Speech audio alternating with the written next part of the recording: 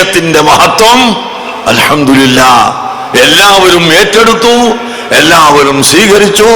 പിന്നെ ആരെങ്കിലും ഒറ്റപ്പെട്ടവർ അതിൽ സംബന്ധിച്ചിട്ടില്ലെങ്കിൽ, സഹകരിച്ചിട്ടില്ലെങ്കിൽ അവർ ചിന്തിക്കട്ടെ, അവർ ജനങ്ങളിൽ ഒറ്റപ്പെട്ടു പോയിരിക്കുന്നു എന്നവർ ചിന്തിക്കുകയും അവരുടെ ചിന്ത നന്നാക്കിക്കൊണ്ട് ഭാവിയിലെങ്കിലും ഇതുപോലുള്ള നല്ല കാര്യത്തിൽ സഹകരിക്കാൻ അവർ ശ്രമിക്കട്ടെ എന്ന് പറയുകയല്ലാതെ നമുക്ക് നിർവാഹമില്ല. അതുകൊണ്ട് നാം ശ്രദ്ധിക്കുക. ഞങ്ങൾ ഗവൺമെന്റിനോട് ഒരുപാട് കാര്യങ്ങൾ ആവശ്യപ്പെട്ടിട്ടുണ്ട്. അതിൽ മുഖ്യമായും ഞങ്ങൾ എല്ലായിടത്തും പറഞ്ഞതും ഗവൺമെന്റിനോട് ആവശ്യപ്പെടുന്നതും നമ്മുടെ കേരളം മദ്യമുക്ത കേരളമാവണം, മദ്യം ഉപയോഗിക്കാത്ത കേരളമാവണം. എന്താണ് നടക്കില്ലേ? നടക്കും. സാക്ഷര കേരളം എന്ന ഒരു സ്വപ്നം കാണുകയും ഗവൺമെന്റ് അതിനൊരു പദ്ധതി ആവിഷ്കരിക്കുകയും ചെയ്തപ്പോൾ പ്രതിപക്ഷവും ഭരണപക്ഷവും ഈ നാട്ടിലെ ജനങ്ങൾ മുഴുവനും ഒന്നായി അതിനെ സ്വീകരിച്ചതുകൊണ്ട് അൽഹംദുലില്ലാഹ് നമ്മുടെ കേരളത്തിന് സാക്ഷരത കൈവരിക്കാൻ സാധിച്ചില്ലേ? എന്നാൽ സാക്ഷരത, അക്ഷരത്തിന്റെ സാക്ഷരത ഉണ്ടായത് കൊണ്ട് മാത്രം ഇവിടെ പ്രയോജനമില്ല. മനുഷ്യന്റെ ആത്മാവും മനുഷ്യന്റെ ബുദ്ധിയും ഇവിടെ കാത്തു സൂക്ഷിക്കപ്പെടണം. മദ്യപാനത്തിലൂടെ, ലഹരിയിലൂടെ മനുഷ്യന്റെ ബുദ്ധി നഷ്ടപ്പെടുകയാണ്, മനുഷ്യന്റെ മനുഷ്യത്വം നഷ്ടപ്പെടുകയാണ്.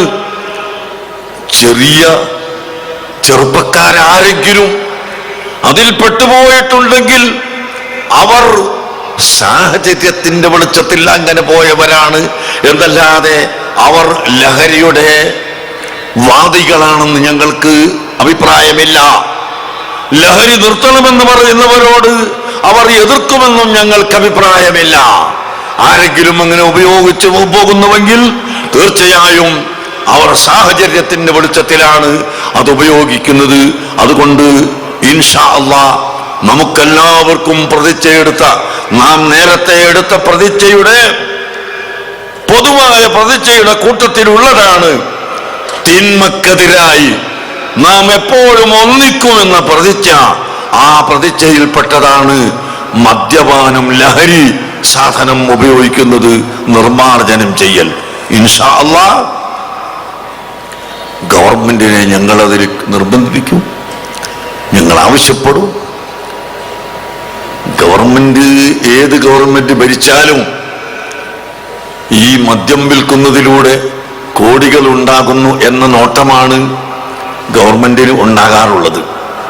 പക്ഷേ 10 കോടി ലഭിക്കുന്നുവെങ്കിൽ 20 കോടി അതുകൊണ്ട് ചെലവായി പോകുന്നു എന്നത് ആരും ചിന്തിക്കാറില്ല. കാൻസർ രോഗികൾ വർദ്ധിക്കുന്നു, കിഡ്നി നഷ്ടപ്പെട്ടവർ വർദ്ധിക്കുന്നു, മറ്റനേകം രോഗങ്ങൾ വർദ്ധിക്കുന്നു.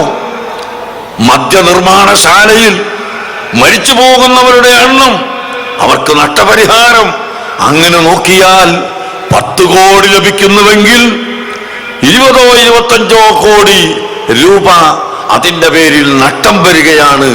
അതുകൊണ്ട് തന്നെ ഗവൺമെന്റ് ഇക്കാര്യത്തിൽ ശ്രദ്ധിക്കുകയും ഇവിടെ മദ്യമുക്തമാക്കാൻ എല്ലാ ആളുകളും, പഞ്ചായത്തും മുനിസിപ്പാലിറ്റിയും കോർപ്പറേഷനും എല്ലാം ചേർന്നുകൊണ്ട്, ഇവിടുത്തെ പണ്ഡിതരും പാമരനും എല്ലാവരും ഒത്തുചേർന്ന് ഇവിടെ നമ്മുടെ നാട് നല്ലൊരു നാടാക്കി തീർക്കാൻ നാം ഉത്സാഹിക്കണം.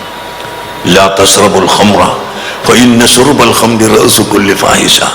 നിങ്ങൾ കള്ളു കുടിക്കരുതേ, കള്ളുകുടി എല്ലാ നീച നികൃഷ്ടമായ പ്രവർത്തനത്തിന്റെയും ഉത്ഭവമാണ് എന്ന് നബി സല്ലല്ലാഹു അലൈഹി വസല്ലം തങ്ങൾ പഠിപ്പിച്ചിട്ടുണ്ട്.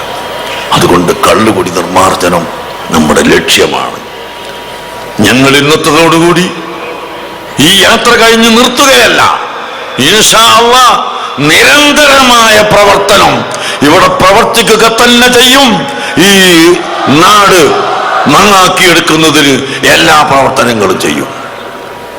പുകവലി, എൻ്റെ ചെറുപ്പത്തിൽ ഒരു കല്യാണ സദ്യയുണ്ടെങ്കിൽ സിഗരറ്റും ബീഡിയും ഒന്നായിട്ട് ഇങ്ങനെ പാത്രത്തിലിട്ട് വെക്കലായിരുന്നു. ഇന്ന് അതൊക്കെ എടുക്കപ്പെട്ടു പോയി.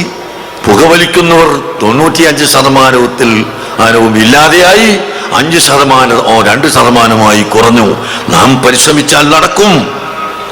നമ്മുടെ SSF-ന്റെ വിദ്യാർത്ഥികൾ പല പ്രാവശ്യം ഈ പുകവലിക്കെതിരായ പ്രവർത്തനം നടത്തുകയും ക്യാമ്പയിൻ സംഘടിപ്പിക്കുകയും എല്ലാം ചെയ്തത് ഇവിടെ എല്ലാവർക്കും അറിയാം. അങ്ങനെ നാം ഒത്തുചേർത്തുകൊണ്ട് പ്രവർത്തിക്കുന്ന പക്ഷം നമുക്കത് സാധിക്കും. അഴിമതിയും അതുപോലുള്ള സംഭവങ്ങളും ഇന്ന് നിത്യത്തൊഴിലായിരിക്കുകയാണ്. മനുഷ്യർക്കിടയിൽ കൃപയില്ല, സ്നേഹമില്ല. ഞാൻ എൻ്റെ പ്രസംഗം നീട്ടുന്നില്ല. 2 ദിവസം മുമ്പ് നിങ്ങൾ സിറാജ് വായിച്ചിട്ടുണ്ടാകും. ഭർത്താവ് ഭാര്യയെ കുത്തിക്കൊന്ന്, ഭർത്താവ് എവിടെയോ പോയി, ജയിലിലായി പോയി. 1 വയസ്സായ കുട്ടിയും 2.5 വയസ്സായ മറ്റൊരു കുട്ടിയും.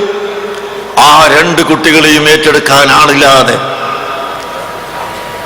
അവസാനം ഞങ്ങൾ മർക്കസ് സഖാഫത്തി സുന്നിയ ആ 2 കുട്ടികളെയും ഏറ്റെടുത്തുകൊണ്ട് വയനാട്ടിലെ ഞങ്ങളുടെ സ്ഥാപനത്തിൽ കൊണ്ടുപോയി ഇപ്പോൾ വളർത്തുകയാണ്. അങ്ങനെ